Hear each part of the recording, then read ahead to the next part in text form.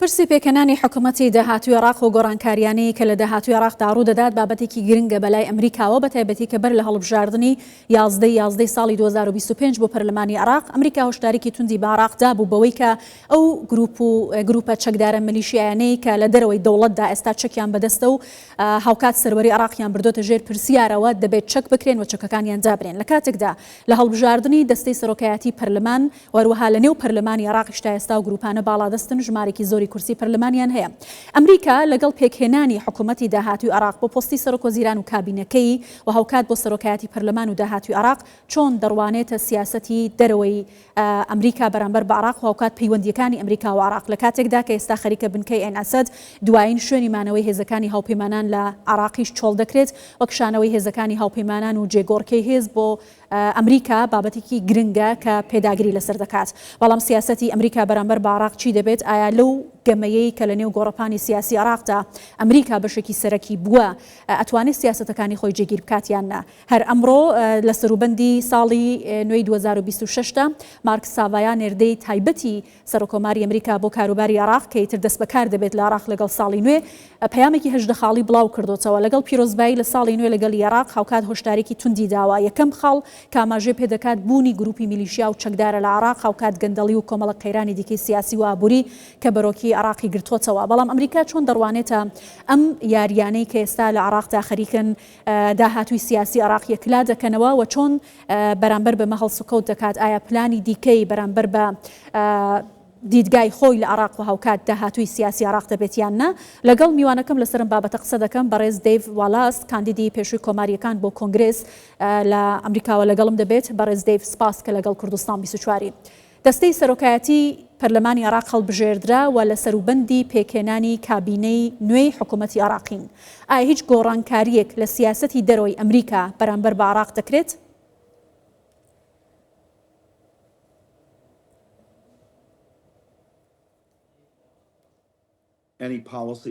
هیچ سیاسەتێک لە ڕاستیدا دەمانەوێت حکوومەتێک هەبێت بەشێک نەبێت لە دوژمنایەتیکردنی ئەمریکا. ئەمریکا خۆشگوزەرانترین دەوڵەتە لە جیهان و بۆ هەموو ئەو کێشانەی کە هەمانە ئێمە سەلامەترین وڵاتین لە ڕووی ئاساییشەوە هەروەک دەزانن و کۆمەڵگەیەکی سەقامگیرمانەیە جگە لەو کەسانەی کە دەیانەوێت ئەمریکا وەک دێوەزمە وێنا بکەن و ئێمە دابەش بکەن بەڵام لە نێو کولتوری خۆماندا کولتورێکی سەقامگیرمانەیە. ئەوەی دەمانەوێت عێراق کولتورێکی سەقامگیری هەبێت ئابوووریەکی بەهێزی هەبێت و بۆ ساڵی 2026 بە ئاشتیدا تێپەڕێت لە کاتێکدا ئێمە لە یەکەم ڕۆژی ساڵی نوێین لە یەکی کانونی دووەم دەمەوێت ساڵی نوێ لە هەموو عێراقیەکان پیرۆز بکەم و هیواخواز بین کە ساڵێکی باش بێت و زۆر بە قوڵیەوە ئەم قسەیەش دەکەم. زۆر باشە. ئاماژەت بەوە کرد کە ئەمریکا ناوێت حکوومەتی داهاتوی عێراق بەشێک بێت لە دژایەتیکردنی ئەمریکا. پێت وایە کە ئەو حکوومەتێک کە ئێستا لە عێراق لە سەروبەندی پێکهێنانە دژایەتی ئەمریکا دەکات بۆ پێی کە ئەو گروپ و میلیشیانەی کە ئەمریکا فۆکۆسی خستۆتە سەر کە ئەبێت چەکدا بنێن ئێستا بەشێک لە کورسەکانی پەرلەمانی عێراقیان بەدەستە لەوانەیە پۆستیش لە وەزارەتەکانی داهاتوی حکوومەتی عێراقدا وەربگرن.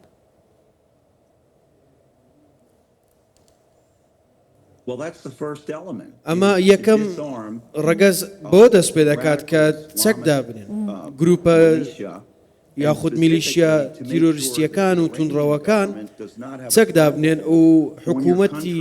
بیانی هیچ هەژمونێکی لەسەر وڵاتەکە ئێوە نەبێ و ببێتە ژێر دەسەڵاتیان و جگە لەمەش دابەش بکرێت و بە شێوەیەکی ڕاستەوخۆ وڵاتێکی دیکە ئاراستەیان بکات. بۆ نمونە لەم چەند ڕۆژانەی دواییدا بینیمان خۆپیشاندان لە دەوڵەتێکی وەکو ئێران سەری هەڵداوە بەڵام لە هەمان کاتیش بینیمان ئەو پاسەوانانە و ئەوانەی کە من ناویانم لێ ناون کەسانی بکوش هاتنە دەرەوە و خەڵکیان کوشت قوتابی زانکۆیان کوشت بینیمان ئافرەتیان کوشت لە بەشە ناوخۆیەکاندا و بە زۆرم لێ لە ژوورەکانیان دایان هێنانە دەرەوە و دایان برنە شوێنی نەزانراو ئەمە ئەم جۆرە مامەڵەیە کە دەسەڵات لە ئێران دەیکات و بەغدا مامەڵەی لەگەڵ دەکات و ئەو گەندەڵیەی کە هەیە پێویستە کۆتایی بێت. نێردەی سەرۆکی ئەمریکا گوتی ئەو گەندەڵیەی کە هەیە ئەو گروپانی کە تاوانیان ئەنجام داوە پێویستە بوەستن و بەغدا نابێت چیتر لەمەوبەر مامەڵەیان لەگەڵ بکات و زۆر باشە. مارک ساڤایە نێردەی تایبەتی سەرۆک ترامپ بۆ کاروباری عراق لە پەیامە هەژدە خاڵیەکەیدا ئاماژە بۆ دەکات ئەمریکا ئەوێت عراقێکی جیاواز ببینێت. ئەمریکا چی لە حکوومەتی داهاتووی عراق ئەوێت؟ ئەو دیدگایی کە ئەمریکا بەرامبەر بە حکوومەتی داهاتووە پێکهاتەی سیاسی عراق ئەوێت چییە؟ دەمانەوێت حکوومەتێکی نوێی عێراق پێک بهێنرێت و نمونەیەک دروست بکات کە کەسەکانی نێو عێراق خەڵکی عێراق بە خۆشگوزەرانی بژین و ئەو کەسانەی کە ئێستا دەرفەت لە پێشیان هەیە و دەرفەتیان بۆ دروست دەکرێت سەرکوت کراون بەهۆی ئەو گەندەڵیەی کە هەیە یاخود ئەو دەسەڵاتە زۆرم لێی کە لە حکوومەتی بەغدا هەیە مامەڵە لەگەڵ وڵاتانی دیکە دەکا وەکو چین وەکو رووسیا. بینیمان رووسیا لەگەڵ ئۆکرانیا چی دەکات، بینیمان چین چی لەگەڵ تایوان دەکات، بینیمان وڵاتێکی وەک ئێران و گروپەکانی نزیک لە ئێران لە ڕۆژهەڵاتی ناوەڕاست چی دەکەن بە تایبەتی لە هەرێمی کوردستان کە بەم دواییانە هێرشکرا سەر کێڵگەی غازی سروشتی لە نێو هەرێمی کوردستان. بینیمان ئەم گروپ و لایەنانە بەیەکەوە بەو بەرەی شەڕکردنە یا بەرەی مقاومەیە بێگدی بەستراونەتەوە کە ئێمە شیکەرەوەکانی ئێمە ناویان لێناون بەرەی شەڕانگێزی دەبێت بوونیان نەمێنێ و نێردەی سەرۆکی ئەمریکا لەوێ بینیمان چەند ساتێک لەمەوبەر لەگەڵ سەرۆک ترامپ کە لەسەر شاشەکەی ئێوە وێنەی دانرابوو بە گوێرەی قسەکانی داوا دەکات عێراق بەهێز بێت سربەخۆ بێت و کۆماری عێراق گەشە بکات لە پێناو ئازادی هەموو عێراقیەکان هەروەها لە پێناو هەرێمی کوردستان. باشە بەڕێز والاس ئەگەر ئەو پلانەی ئەمریکا لە عراق سەری نەگرت و ئەو گروپانە چەکیاندان نەنا و هەر بە هەمان شێوە بەشداریان لە پرۆسەی سیاسی عراقیشتا کرد پلانی داهاتووی ئەمریکا بۆ پرۆسەی سیاسی لە عراق چی دەبێت؟ ئایا تەنها پەیامەکەی لە ئاستی هۆشداری و هەڕەشە بەرامبەر بە گروپە چەکدارەکان دەمێنێتەوە یان نەوەکو لوبنان و سووریا و یەمەن و وڵاتەکانی دیکە مامەڵە لەگەڵ گروپە چەکدارانەدا دەکات؟ لە ڕاستیدا ئەمریکا لەژێر دەسەڵات و یاخود ئیدارەکەی دۆناڵد ترامپ بە ڕاشکاوی بە هەموو جیانی نیشاندا کە ئێمە دام بە خۆدا دەگرین تا ئەو کاتەی دەبینین هیچ جێگرەوەیەکی دیکە نییە. لەگەڵ حوسیەکان بەم شێوەیە مامەڵەمان کرد، لە سووریا بە هەمان شێوە، لەگەڵ ئێرانیش بەو شێوەیە وڵاتی دیکە و شوێنی دیکەش بەو شێوەیە مامەڵەمان کرد بە تایبەتی بەم دواییانە لە نایجیریا کاتێک کەسانی بێتاوان دەکرانە ئامانج و ئێمە لە دژی ئەو جۆرە مامەڵانە و ئەو لایەنانە دەوەستینەوە کە هێرشێکی توندڕە و شەڕانگێز دەرهەق بە کەسی بێتاوان و باش ئەنجام دەدەن بە تایبەتی خەڵکی عێراق. باشە کشانەوەی هێزەکانی ئەمریکا لە بنکەی عین ئەسەد کە ملیشیەکان هەڕەشەی ئەویان کردبوو بە تەواوەتی لە دەستی ئەمریکای دەردەهێنن و ناهێڵن هیچ هێزێکی ئەمریکی یا هاوپەیمانان لە بنکەی عین ئەسەد بمێنێتەوە بەلای ئەمریکاوە چۆنە؟ ئایا لە چوارچێوەی ڕێکەوتنەکەی واشنگتن و بەغدایە ئەمریکا پلانێکی دیکەی بۆ جێگۆڕکەی هێزەکانی لە عێراق هەیە بە ڕۆژهەڵاتی ناوەڕاستیشەوە؟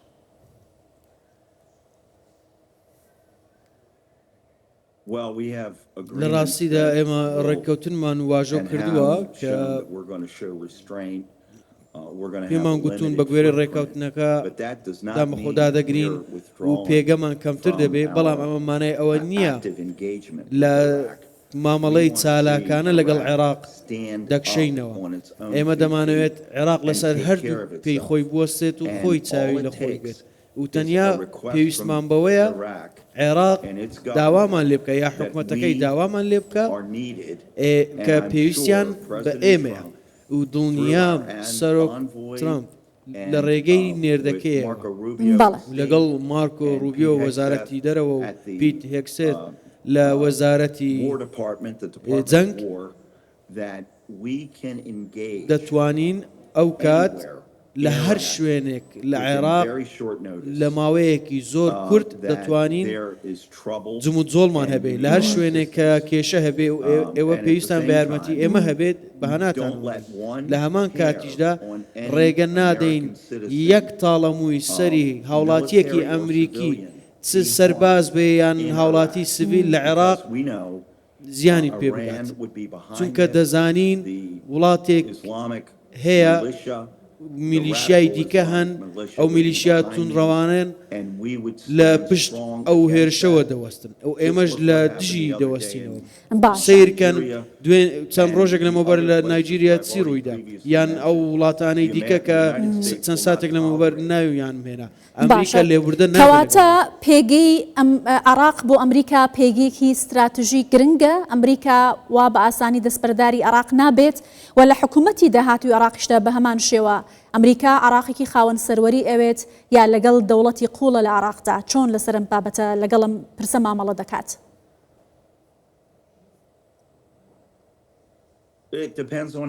دەگەڕێتەوە سەرەوەی حکوومەتی عێراق چۆن مامەڵە لەگەڵ دۆخەکە دەکات بۆ نمونە نێوان ئێوە و عێراق و عێراقیش لەگەڵ ئێران چۆن مامەڵە دەکات و هەروە کارتێکەرە جیهانیەکانیش کە بوونیان هەیە چۆن مامەڵەیان لەگەڵ دەکات من دەمێ باز لەوەش بکەم ئەو گروپە چەکدارانە نابێت چیتر پارەدار بکرێن کە لەلایەن حکوومەتی فیدراڵەوە دامەزرێنران ئەمە یەکەم هەنگاوی باشە بۆ ئاراستەیدا بڕوات بەڵام هەرگیز نابێت گومانیان لە بڕیاری ئەمریکا هەبێت زۆر باشە ئەگەر بێت و دڵی وەڵام باشە ئەگەر باس لە هەڵبژاردننی دەستەی سەرۆکایەتی پەرلەمانی عێراق بکەین کە دەستەیەک هەڵبژێردرا جێگیری یەکەمی سەرۆکی پەرلەمان لە نێو گروپە میلیشیاکانی ئەسای بەلولحەقدایە و هاوکات دەگوترێت ئەمە لاوازی ئەمریکا بەرامبەر بە ڕکابەرەکانی نیشان دەدات کە لە ماوەی چەند ساڵی ڕابردوودا لە عێراق لەسەر گۆڕەپانی سیاسی عێراق شەڕی بەرژەوەندیەکانی خۆیان دەکەن ئایا ئەمریکا ئەمە چۆن دەبینێت پلانی بۆ داهاتووی حکوومەتی عێراق بە چه شێوازێکدا دەڕێژێتەوە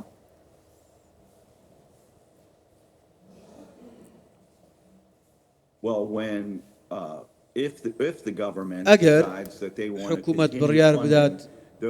لە پارەدارکردنیەوە گروپانە پارەدارکردنیەوە گروپانە بەردەوام بێت کە زیان بە هاوڵاتیانی عێراق دەگەێنێت ئەمە شەرمەزاریە بۆیان گەندەڵیەکە زۆرە گەندەڵی لە حکوومەتی عێراق زۆرە و قوڵە هەمومانەوەشە دەزانین بۆی هەر کەسێک کارێک بکات تێچووی دروستبوونی ئەو دەرفەتە گەلێک زۆرە زۆرینەی پرۆژەکان هەر بەردی بناغەشیان بۆ داناندرێت چونکە پارەیەکی زۆری بۆ خەرج دەکرێت کاتێک پرۆژەکە تا ڕادێک دەکەوێتە سەرپێی خۆی پارەکە نەماوە بەر لەوەی بەردی بناغەشی بۆ دامدرێت بێرە چاوکردنی ئەوەی پرۆژەکە چ جۆرە پرۆژەیەەکە پارەکە کۆتایی دێت ئەمەش دەستەواژەیەکە بۆ ئەو جۆرە زیانەی کاتێک حکوومەتێک زیاتر نیگەرانە سیاسەتمەدارەکانی پارەیان چۆن دەست دەکەوێت و دەچێتە گیرفانیان بەو ڕادێ نیگەرانیە بۆ پرۆژەکان بۆیە من دەمەوێت جەخت بکەمەوە پێویستە بزانرێت کێ ئەو گەندەڵیە دەکا کێ بەرپرسیارە و پارەدارکردنی ئەو گروپە چەکدارانە دەبێت بوەستێت لەبری ئەوە نابێت بچێتە گیرفانی سیاسەتمەدارانی و بیرۆقراتەکانی حکوومەتی فیدراڵ دەبێت ئەمانە کۆتاییان پێ زۆر سپاس دەکەم بەڕێز دەیڤ والاس کاندیدی پێشووی کۆماریەکان بۆ کۆنگرێس لە واشنگتۆنەوە لەگەڵ کوردستان 24 بووی سپاس